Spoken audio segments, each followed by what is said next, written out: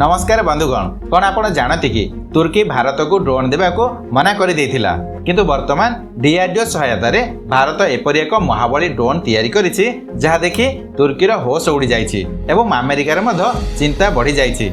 आपण the European times रे प्रकाशित एई आर्टिकल टी देखंतु। तुर्कीर सीओ भारत को ड्रोन देवा को मना कर देथिले। एही ड्रोन को भारतर शत्रु देश पाकिस्तान को देवा को प्लान करा जायथिला एवं यहा परे जेतेबेले भारत निजर इनोवेशन निजर नूतन टेक्नोलोजी सहित ड्रोन तैयारी करिछि ताहा देखि तुर्की आश्चर्य होइछि एवं अमेरिका मध्य चिंतारे पड़िछि। एवं आपण एही स्क्रीनशॉट टी देखंतु। बिजनेस इनसाइड अनुसार भारत सफलतार सहित निजर प्रथम स्वदेशी युद्ध ड्रोन प्रस्तुत करिछि एवं एही ड्रोन केवल तदारक किंबा गुप्तचर संग्रह पई नुहे, यह शत्रु देश गुडिकरे प्रवेश एवं आक्रमण करिबारे मध्य सक्षम हेबो एवं एही कारणरू तुर्कीर चिंता बढ़ी जाइछि एवं अमेरिका मध्य चिंतित होइछि।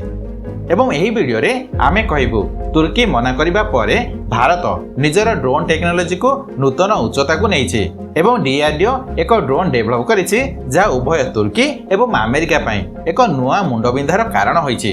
तेणु एही ड्रोन रो शक्ति विषय रे जानिबा पई वीडियोटी शेष पर्यंत देखंतु एवं तुर्की एवं अमेरिका भली देश को DRDO चिंतारे पकाइछि। तेणु कमेंट रे जय हिंद निश्चय लिखंतु। बंधुगण, तुर्की निजर बायराक्टर ड्रोन भारत को देवा को मना करिथिला। तुर्कीर सीओ हालका बारा कहिथिले जे सेमाने केवल ड्रोन देबे जेउ देश गुडिक सेमानकर घनिष्ठ सहयोगी जेपरि कि पाकिस्तान, यूक्रेन एवं आजरबाइजान, किंतु भारत नुहे। किंतु भारत एही प्रत्याख्यान को निजर दुर्बलता नुहे बरम एक चैलेंज भाବରେ ग्रहण करिथिला। तुर्कीर एही निष्पत्ति भारत को आत्मनिर्भरशील हेबारे सुजोग देइथिला एवं से दिन ठारू भारतर नूतन ड्रोन जुग आरंभ होइथिला। एवं प्रत्येक भारतीय एक बहुत भल खबर जे निकटरे भारत निजर प्रथम स्वदेशी युद्ध ड्रोन FWD-200B को डेभलप करिछि। DRDO सहयोग रे याको बेंगलोर स्थित company Flying Words Defence and Aerospace company द्वारा करा जायछि एवं यह combat unmanned aerial vehicle UAV मानव विहीन युद्ध विमान अटे। यार अर्थ हेउछि यह मध्यम उच्चतार उड़ी पारिबो एवं बहुत दूर पर्यंत यात्रा करि पारिबो। यह सहित यह एक प्रकार युद्ध विमान अटे। यार अर्थ जे यह शत्रु सहित युद्ध करि पारिबो एवं सबुठारु बड़ कथा हेउछि यार सुलभ मूल्य एवं उन्नत फीचर। अमेरिकार ड्रोन तुलना रे एही ड्रोन प्राय 10 गुण सस्ता। एही कारणरू अमेरिकार चिंता मध्य बढ़ी जाइछि, कारण भारत अमेरिकार प्रिडेक्टर ड्रोन किनिबा को जाउथिला। तथापि किनिब किंतु गोटाए बैच किनिब। यह परे बोध हुए द्वितीय बैच किनिबारे कोनोसी आवश्यकता नहीं, कारण भारत ऑलरेडी FWD-200B डेभलप करि सारिछि एवं सबुठारु बड़ कथा हेउछि जे एही FWD-200B ड्रोन रो एपरि डिजाइन करा जाइछि जेपरि कि यहाकू राडार रे धरिबा कष्टकर एवं यह AI सहायता रे टार्गेट को चिन्हट करे एवं तापरे आक्रमण करे। तेणु बंधुगण, तुर्की एवं समग्र विश्व पई भारतर स्पष्ट मेसेज जे आमे कौनसी देश उपरे निर्भरशील नुहे। तुर्कीर प्रत्याख्यान को जवाब देई भारत निजर इनोवेशन एवं टेक्नोलोजी माध्यम रे दर्शाइछि जे भारत मध्य ड्रोन टेक्नोलोजी रे आत्मनिर्भरशील होई पारिबो एवं एही भारतीय ड्रोन रो प्रवेश द्वारा अमेरिका मध्य आश्चर्य होइछि, कारण आमर FWD-200B ड्रोन जहाँ अमेरिका प्रिडेक्ट ड्रोन ठारू प्राय 10 गुण सस्ता एवं यह ड्रोन मार्केट रे एक बड़ धमाका करिबो एवं यह विश्व डिफेंस बाजार रे एक परिवर्तन आनी पारे, कारण छोट देश जो माने महंगा अमेरिका ड्रोन किनिबा को सक्षम नथिले सेमाने वर्तमान भारतीय ड्रोन किनि पारिबे। चाइनीज ड्रोन सस्ता थिला किंतु सेमानकर गुण सेते भल नथिला। वर्तमान ड्रोन बाजार रे भारत कमाल करि पारिबो एवं यह अमेरिका पई एक बड़ चिंतार विषय होई पारे। एवं वर्तमान आसंतु आलोचना करिबा जे भारत किपरि एही ड्रोन तैयारी कला। बंधुगण, प्रारंभ में भारत को अनेक असुविधार सम्मुखीन होगा पड़ता, किंतु आमर साइंटिस्ट माने इंजीनियर्स माने यही ड्रोन प्रोजेक्ट को छाड़ी नथिले एवं flying Words Defence and aerospace वैज्ञानिक माने यही प्रोजेक्ट को सफल करिबारे प्रमुख भूमिका ग्रहण करथिले।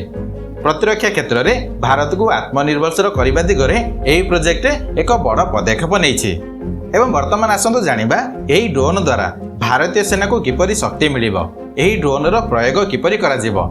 विशेषकर सीमावर्ती अंचल रे भारतीय सेना द्वारा तदारक एवं युद्ध मिशन पर यह व्यवहार करा जिवो।